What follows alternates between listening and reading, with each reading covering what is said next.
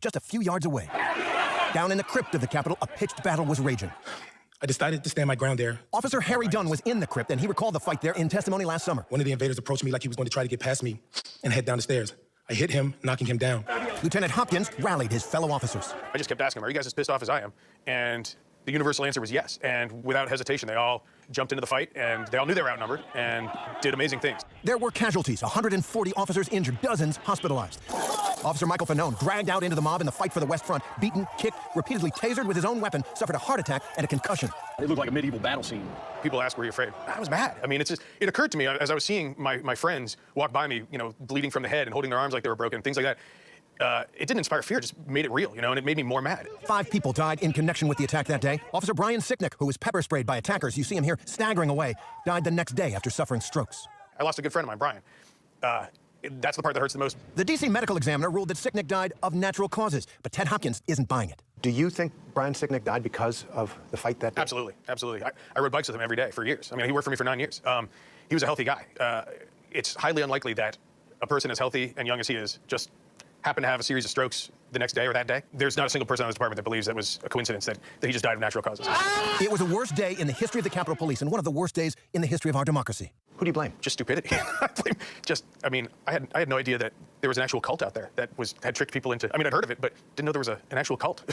At the end of the day, the votes for President of the United States are as follows. This subdued moment of constitutional governance, this is what victory looked like. Joseph R. Biden Jr. of the state of Delaware has received 306 votes. Donald J. Trump of the state of Florida has received 232 votes. What will you tell your grandchildren about that day? We won. Not only did we push them out of the building and get the Capitol back, but the legislators 100% safe and were able to come back and do their jobs later that night. So it's a point of pride. Our thanks to Terry for that. And staying on this subject, we're joined now by former Republican Congresswoman Barbara Comstock of Virginia. Thank you so much for joining us.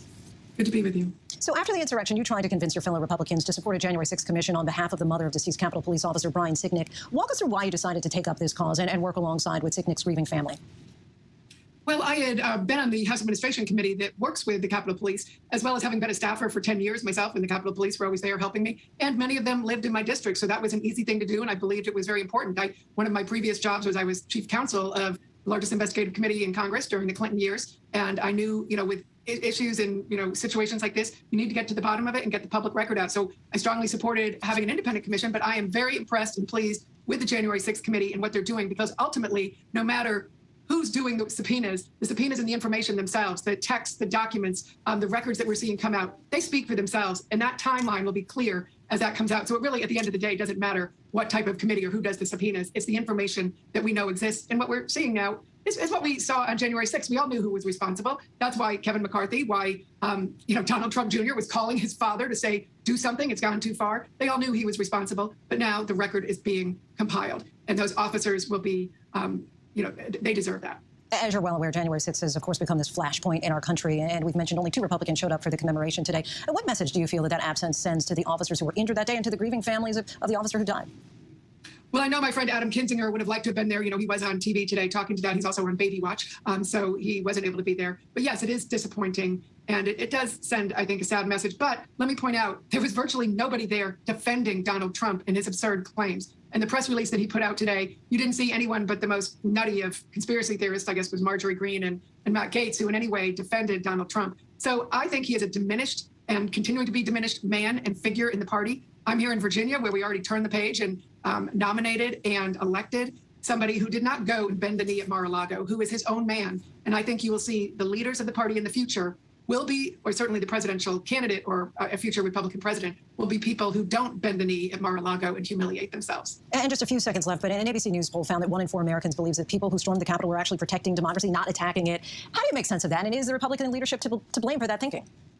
Well, certainly they are in part to blame. And I think it's because leaders haven't stood up and said, like Adam and Liz have, Mitt Romney, Lisa Murkowski have said, this is lies. You have to tell, when you don't tell people it's lies, unfortunately, people are believing what they're being fed and what they're hearing. So it's up to leaders to lead and tell them that. And I do think ultimately the truth will come out, and these people who are not leading and who are too timid and afraid of Donald Trump are going to, history will not treat them kindly.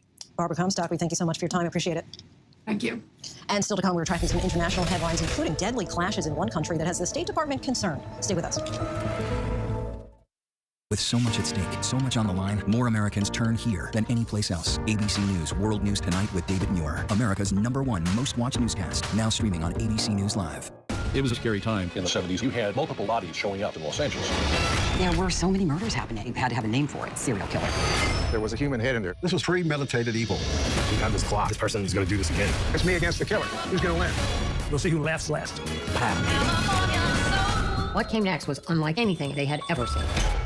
Admit it. These days, what you need to know Seems to change just about every day. What is it that you really want to know, need to know, To help you not just get through your day, but to make the most of it? Feel smarter. feel better. Feel happier. Well, how about a third hour of Good Morning America? GMA 3, What You Need to Know. Now streaming on ABC News Live. It's all about you. I risked my life. I put my family in danger. If I was caught, they would have put a bullet in my head. But it was the right thing to do. It was the only thing to do. Terror plot foiled in Garden City, Kansas. That would have been one of the most deadly acts of domestic terrorism ever in the United States. It would have been Oklahoma City. He put his family, himself, in jeopardy for us.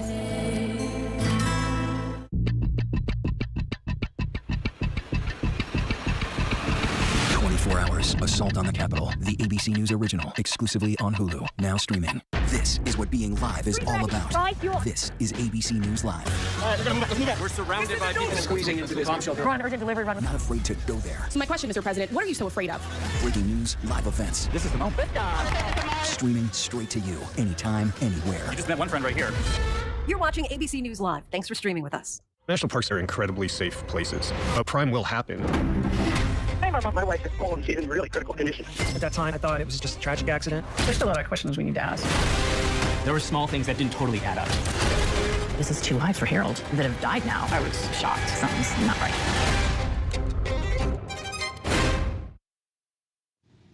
Welcome back, everyone. We're tracking several headlines from around the world. The U.S. State Department says it is closely monitoring the development of Russian forces and others in Kazakhstan to quell ongoing protests over gas prices. Police say they've killed dozens of protesters, and authorities there say at least 18 of their own forces died. At least 2,000 protesters were also arrested. India has seen a surge of COVID cases in major cities, prompting new curfews. The nation reported more than 90,000 new infections today, a 4-fold increase since the start of the new year. Health officials say the Omicron variant is overtaking Delta in many cities, but those with COVID have been asymptomatic or suffered only mild symptoms.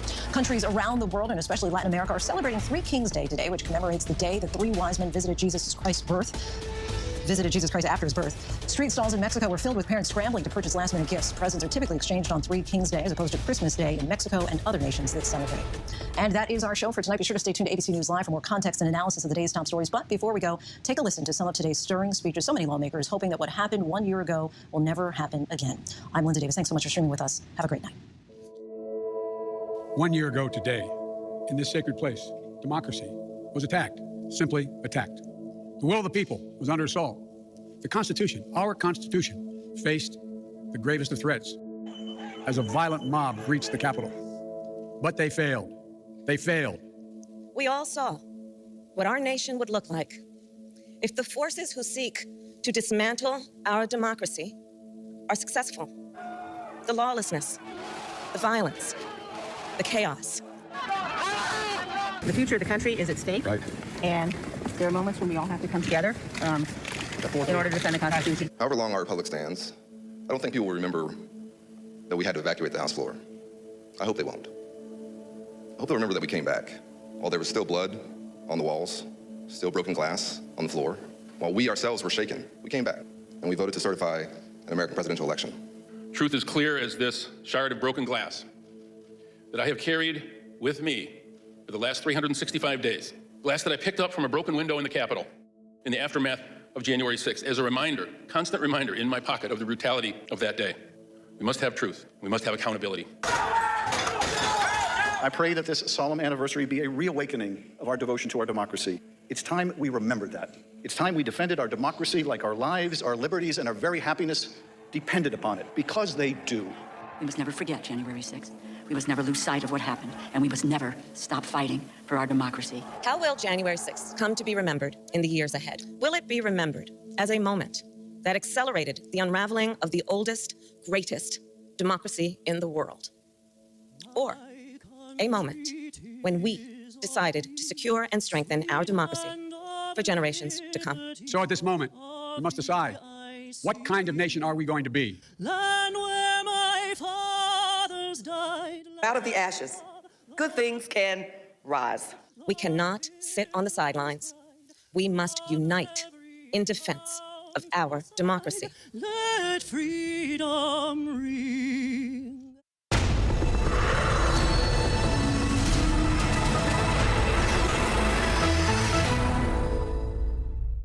This is what being live is all about. This is ABC News Live. All right, we're surrounded by people squeezing into this bomb shelter. We're on urgent delivery run. Not afraid to go there. So my question, Mr. President, what are you so afraid of? Breaking news, live events. This is the moment. Streaming straight to you, anytime, anywhere. You just met one friend right here. You're watching ABC News Live. Thanks for streaming with us. When you think of the Real Housewives of Salt Lake City, it's the Jen Shaw Show. She was the prime housewife. Then, suddenly, we've seen a lot of things on The Real Housewives, but we've never seen anyone be arrested. Jen Shaw pled not guilty to the charges that she's facing. I don't know if she knew that she was going to be arrested that day. But those braids, honey, those braids look good. Shaw amazing. Wild. Unpredictable, rich woman. Sign me up. When you wake up in the morning, darling, I'll be by your side. I'll be there, by your side. I'll be everything you want to. Hold up your hand, let the stars shoot again. Let the light shine in through the dark. Good morning, America. Is that the gun? That's not a gun. What is it? I won't ask you again then. Are you a Nazi? The deeper you go into black markets, the darker it gets. Why hasn't anyone come out and spoken? It's about the money, that's all I'm doing. Trafficked. New episodes Wednesdays at 9 on National Geographic. If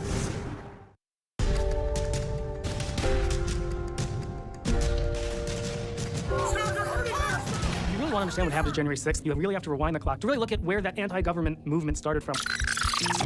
We came from an era of Ruby Ridge, Waco, The Bundy Ranch. Federal agents clashing with protesters, some from armed militia groups. This constant drumbeat of the federal government taking away their rights. Trump's presidency legitimized the fringe ideas, and it says it's okay. You have Trump encouraging these agitators. Let me tell you, this election was rigged. Be there on January 6th. That is an invitation. And if you don't fight like hell, you're not going to have a country anymore. It's easy to miss the slow boil, and in a lot of ways, the militia movement is arguably the slow boil. If you have millions of people willing to believe lies, is it any surprise that you could have a January 6th?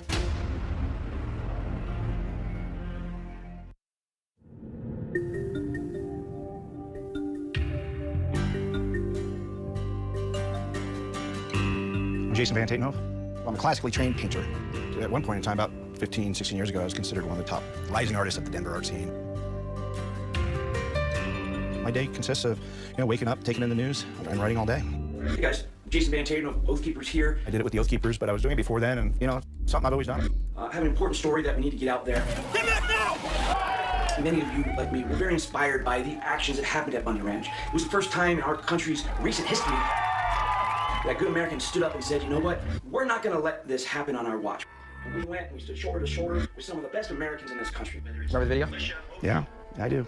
I just got to own it. You know what? I was swept up. I was excited. And I was wrong. And I feel awful about it. I think I needed a wider, pulled-out view to kind of understand things better. The Oath Keepers are a potentially violent extremist group. Stuart Rhodes founded the Oath Keepers in 2009. My handgun's here. I've got at least 2 spare magazines on this side. The Oath Keepers have an active online presence, and they're constantly recruiting people from military and law enforcement with their videos. The Oath Keepers aren't just made up of people at the fringes. They're actually veterans, police officers, people who work in these institutions that actually define American political structure. Their entire reason for being is to train together to be prepared to defend their territory or defend their state.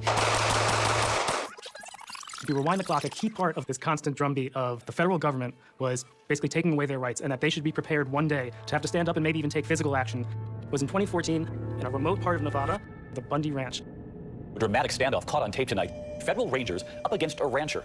Ammon Bundy and his father Cliven were grazing cattle on federal land and refused to pay grazing fees to the government, the Bureau of Land Management, that by all accounts were legal. I have no contract with the United States government. I'm paying grazing fees for management. That's what BLM was supposed to be. And they were managing my ranch out of business. The Bundy family is convinced that the federal government has been overstepping their bounds for years, and it ended up being a confrontation with the federal government. There was a message that was sent out by the Bundys, called for armed militia to come. The range war begins tomorrow at the Bundy Ranch at 9:30 a.m. A real Wild West showdown. Federal agents clashing with protesters, some from armed militia groups. So when the call comes out, it makes perfect sense that the Oath Keepers would ride in to the rescue. In essence, they are the cavalry. There was that big armed standoff, you know, those iconic images of the bridge and the BLM agents down in the corral, their guns pointed across the way at each other. It seemed like a very historic moment to me, and I wanted to go find out what was really happening, kind of boots on the ground. This video went viral. The video shows the government clashing with protesters and even shows Ammon Bundy being tased. And in response, the Oath Keepers and other militia groups descended on Bunkerville. This confrontation is the first time really that you see militias from around the country actually come in an operational role to confront the federal government. Law enforcement or the Bureau of Land Management, the folks that were trying to end things peaceably, they realized they were outgunned. Late today, the government released Rancher Bundy's cattle, packed up and left, to cheers and jeers. A tense situation diffused, for now. They do what is necessary in order for there not to be the kind of bloodshed that we see in Owego or Ruby Ridge.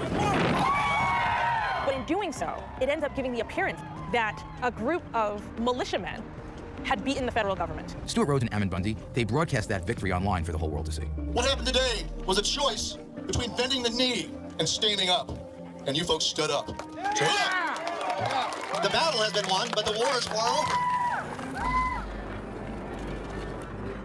The American dream is dead. The newest candidate for president, billionaire Donald Trump. About a year after the Bundy Ranch standoff, Donald Trump comes on the political scene. He rides down the golden escalator at Trump Towers and tells us things that just seem unthinkable. They're bringing drugs. They're bringing crime. They're rapists. Knock the crap out of them, would you? Seriously. We are going to drain the swamp in Washington. Trump's candidacy really spoke to the militia movement and the anti-government movement. Our purpose is to restore and defend the Constitution. Now, Ammon Bundy is a hero, and he would be the one that would lead in effort to push back against any federal control and say, well, I too have resisted the federal government, and you can do it too.